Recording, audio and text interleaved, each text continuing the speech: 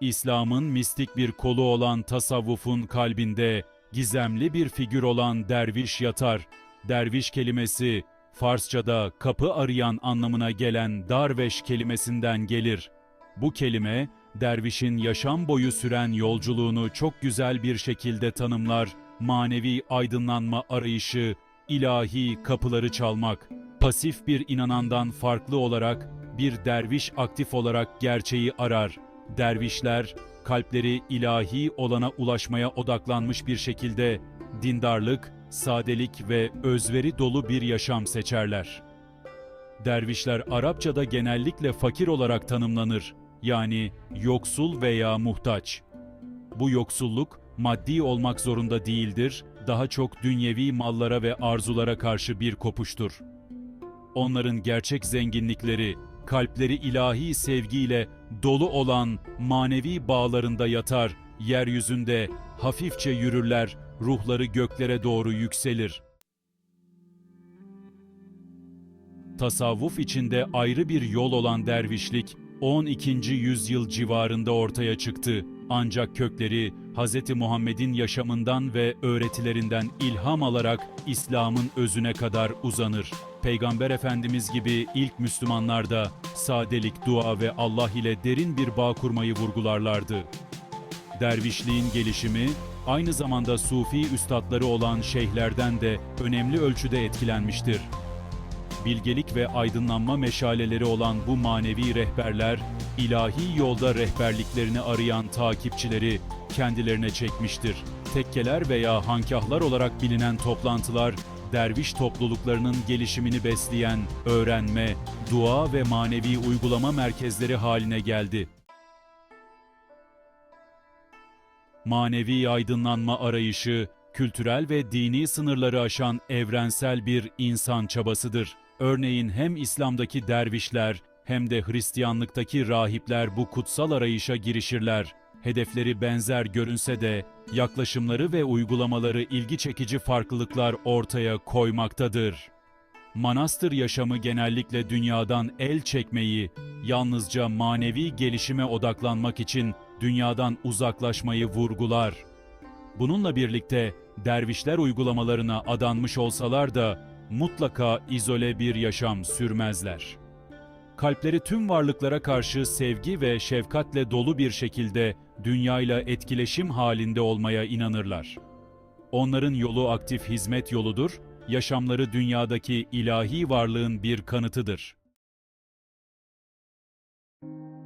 Dervişlik tarihi, her biri manevi bilgelik ve sevgi meşalesi olan sayısız parlak figür tarafından aydınlatılmıştır. En ünlüleri arasında 13. yüzyıl Pers şairi ve Sufi mistiği olan Mevlana Celaleddin Rumi bulunmaktadır. İlahi sevgi ve özlemle dolu olan Rumi'nin şiiri, kültürel ve dilsel engelleri aşarak dünyanın dört bir yanındaki kalplere dokunmaktadır. Bir diğer önemli isim ise Rumi'nin manevi rehberi ve dönüşümünün katalizörü olan Şems-i Tebrizi'dir. Manevi bağın gücünün bir kanıtı olan bağları, Sufi yolunda arayış içinde olanlara ilham vermeye devam ediyor. Bu şahsiyetler sayısız başkasıyla birlikte dervişliğin özünü somutlaştırmaktadır, sevgiye, hizmete ve ilahi birliğe adanmış bir yaşam. 5. bölüm yolu, benimsemek bir dervişin yetişmesi. Derviş olma yolculuğu, son derece kişisel ve dönüştürücü bir yolculuktur. Samimi bir özlemle, manevi bilgiye ve ilahi olanla daha yakın bir ilişkiye duyulan susuzlukla başlar. Derviş olmaya hevesli kişiler, genellikle bu yolda akıl hocaları ve rehberleri olan bir manevi üstadın, bir şeyhin rehberliğini ararlar. Bir dervişin yolu, yürekten inanmayanlar için değildir. Sıkı bir öz disiplin, sürekli öz eleştiri ve ilahi olanın iradesine teslim olma isteği gerektirir. Dervişler, dua, meditasyon ve özverili hizmet eylemleriyle kalplerini arındırırlar, ruhları manevi aydınlanmaya doğru yükselir. 6. bölüm Bir dervişin pusulası, ilişkilerde yol almak. Dervişler, manevi uygulamalarına derinden bağlı olsalar da izole bir yaşam sürmezler. Dünyayı sevgi, şefkat ve nezaketle kucaklamaya, karşılaştıkları her ruhta ilahi kıvılcımı görmeye inanırlar. İlişkileri tevazu, saygı ve başkalarına hizmet etme arzusuyla karakterizedir.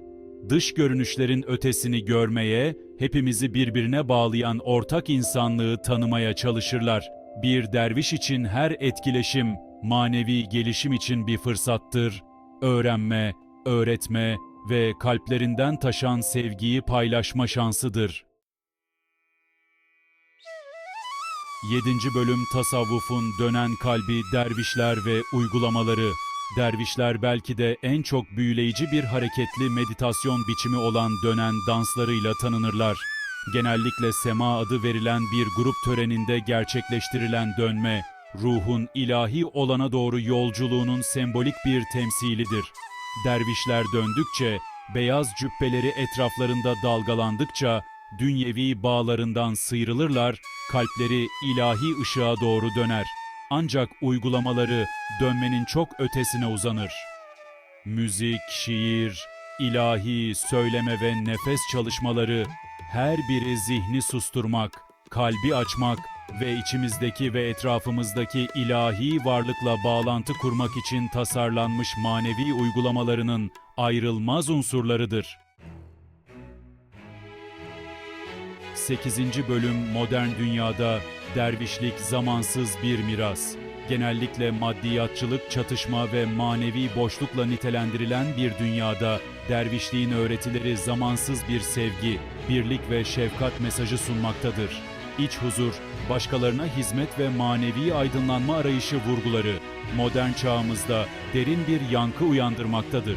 Dervişliğin geleneksel biçimleri ve uygulamaları nesilden nesile aktarılmaya devam ederken, özü kültürel ve dini sınırları aşmaktadır.